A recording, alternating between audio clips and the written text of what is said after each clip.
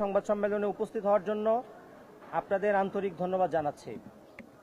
শুরুতে গভীর শ্রদ্ধার সাথে স্মরণ করছি জুলাই সংগ্রামে শাহাদত বরণকারী শহীদদের এবং যারা এই লড়াইয়ে অংশগ্রহণ করেছেন সবাইকে গভীর শ্রদ্ধার সাথে স্মরণ করছি, আহতদের সুস্থতা কামনা করছি।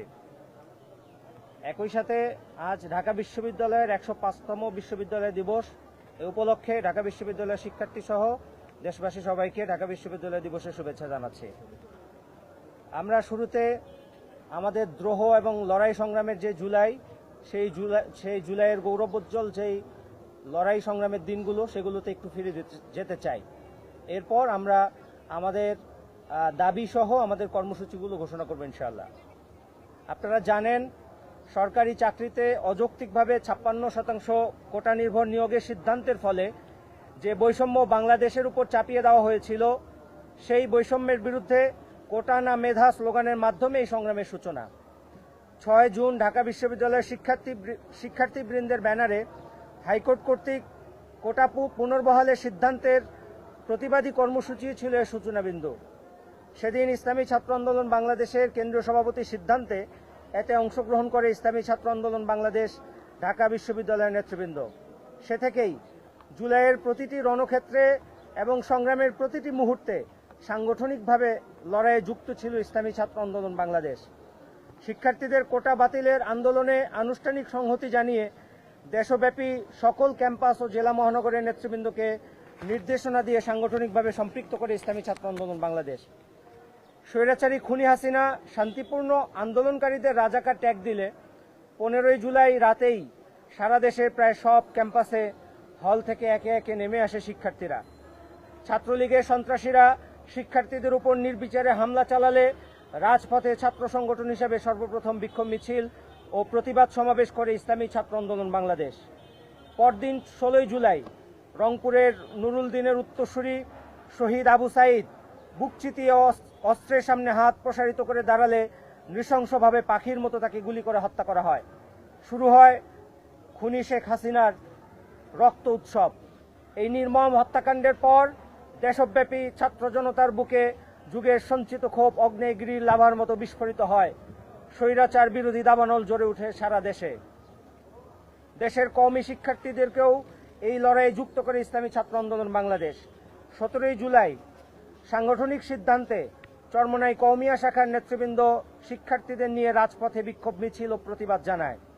পর্যায়ক্রমে হাটহাজারী, যাত্রাবাড়ি, ফরিদাবাদ, সাইদনগর, রামপুরা, কারিমিয়া সহ সারা দেশের উল্লেখযোগ্য কওমি মাদ্রাসার শিক্ষার্থীরা রাজপথে নেমে আসে। কওমি মাদ্রাসার শিক্ষার্থীদের এই অংশগ্রহণ ছিল একেবারেই নিঃস্বার্থ। অন্তত কোটা সংস্কার ইস্যুতে তাদের বিশেষ সুবিধা পাওয়ার কোনো সুযোগ ছিল না। বিশ্ববিদ্যালয় সহ সারা দেশে কমপ্লিট শাটডাউন ও ইন্টারনেট বন্ধ করে রাজপথে রক্তের হোলি খেলায় মেতে উঠে ফেসিবাদের সব দোসররা। টিয়ারশেল, সাউন্ড গ্রেনেড, সাইরেন ছিল সার্বক্ষণিক ভয়, আতঙ্ক ও প্যানিক ছড়িয়ে দেওয়ার নাম। গুম, বাসা থেকে গ্রেফতার, মোবাইল ফোন চেক করে তুলে নিয়ে গিয়ে নির্যাতন, সবকিছুই করে খুনি হাসিনার প্রশাসন। একে একে শহীদ হন পীর সাহেব চরমোনাই নেতৃত্বাধীন মুজাহিদ পরিবারের সন্তান শহীদ মীর মাহফুজুর রহমান মুগ্ধ। রাজপথে আন্দোলনে সর্বকনিষ্ঠ শহীদ ইসলামী ছাত্র আন্দোলন বাংলাদেশের সদস্য নরসিংদীর শহীদ তাহমিদ সহ আমাদের সংগঠনের সদস্য 15 জন এবং আমাদের এই পরিবারের 22 জন সহ প্রায় 2 সহস্রাধিক বনি আদম এখানে আহত হন। আমাদের এই পরিবারের 2 শতাধিক সহ গুরুতরভাবে আহত হন দেশের প্রায় 1.5 লক্ষ জুলাই যোদ্ধারা।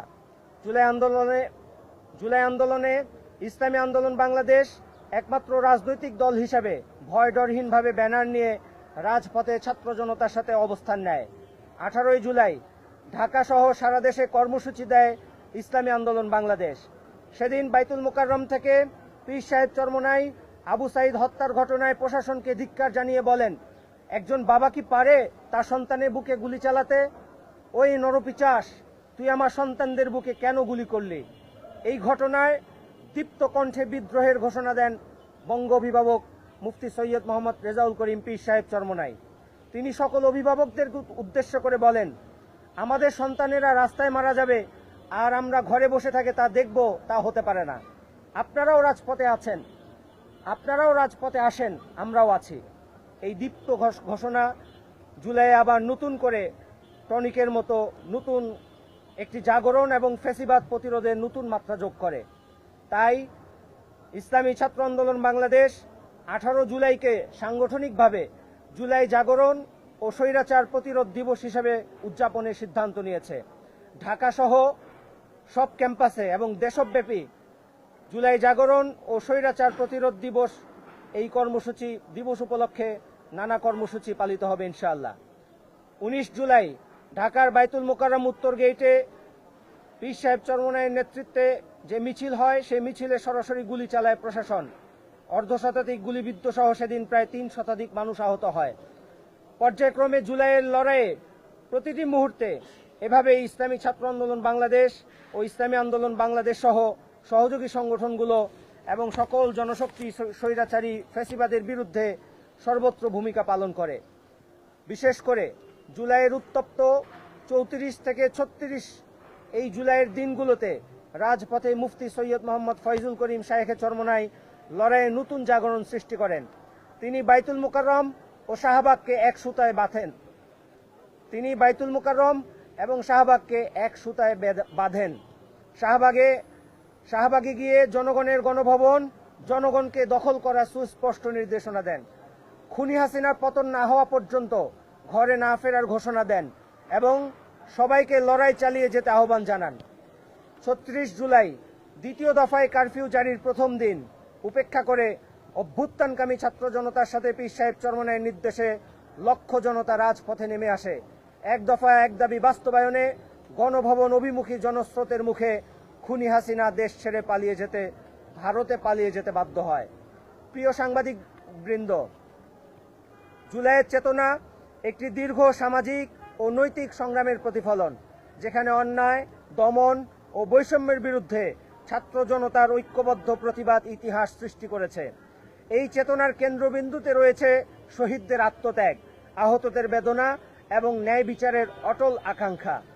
আমরা স্পষ্টভাবে বলতে চাই, ফ্যাসিবাদী ও স্বৈরাচারী রাজনীতির পুনরাবৃত্তি এবং ক্যাম্পাসে যে কোনো ধরনের সহিংসতা, সন্ত্রাসী কার্যক্রম ও দমনমূলক আচরণ কোনোভাবেই গ্রহণযোগ্য হবে না। ক্যাম্পাস ও শিক্ষাঙ্গন হবে জ্ঞান ও মতচর্চার উন্মুক্ত প্রাঙ্গণ। জুলাই তাই কেবল একটি স্মৃতি নয়, এটি ন্যায়ের পক্ষে অন্যায়ের প্রতিবাদ ও মানবিকতার এক চলমান অঙ্গীকার। এ লক্ষ্যকে সামনে রেখে ইসলামী ছাত্র আন্দোলন বাংলাদেশ এর উদ্যোগে 36 দিনব্যাপী 2 দফা দাবি এবং 7 দফা জুলাইয়ের কর্মসূচি ঘোষণা করছি। প্রথমত, 18 জুলাই জাগরণ ও স্বৈরাচার প্রতিরোধ দিবস হিসেবে 18 জুলাইকে সারা দেশে উদযাপন করা হবে এবং এই দিবস সহ 36 দিনে যে কর্মসূচিগুলো পালিত হবে, সেই 7 দফা কর্মসূচির মধ্যে যে কর্মসূচিগুলো আমরা ঘোষণা করছি: 1 নম্বর, জুলাই শহীদদের কবর জিয়ারত; 2, শহীদ পরিবারের সাথে সাক্ষাৎ ও আহতদের সাথে মতবিনিময়; 3, জুলাইয়ের স্মৃতি সংরক্ষণ অর্থাৎ জুলাই জাদুঘর চালু ও সনদ বাস্তবায়নের দাবিতে দেশব্যাপী জুলাই পদযাত্রা; 4, দ্রোহ ও জাগরণের জুলাই স্মরণে সংলাপ ও দোয়া মাহফিল; 5, শরিয়া অনুমোদিত গ্রাফিতি অঙ্কন ও দেয়াল লিখন কর্মসূচি; 6, ফ্যাসিবাদ বিরোধী সংগ্রাম উপস্থাপনে দেশব্যাপী জুলাই ডকুমেন্টারি প্রদর্শনী; 7, জুলাইয়ের সংগ্রাম ও লড়াইয়ের দিনগুলোর স্মৃতিচারণ নিয়ে প্রতিযোগিতা। আমরা এই 7 দফা কর্মসূচি 2 দফা দাবিতে এই কর্মসূচিগুলো বাস্তবায়ন করব ইনশাআল্লাহ।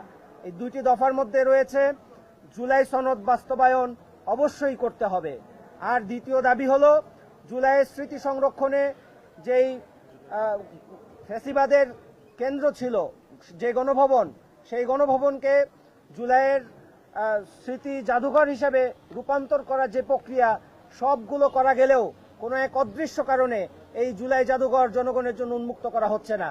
আমরা অনতিবিলম্বে এই জুলাইয়ের মধ্যে এই জুলাই জাদুঘরকে জুলাই স্মৃতি সংরক্ষণগার হিসাবে জুলাই জাদুঘরকে জনগণের জন্য উন্মুক্ত করে দেওয়ার জন্য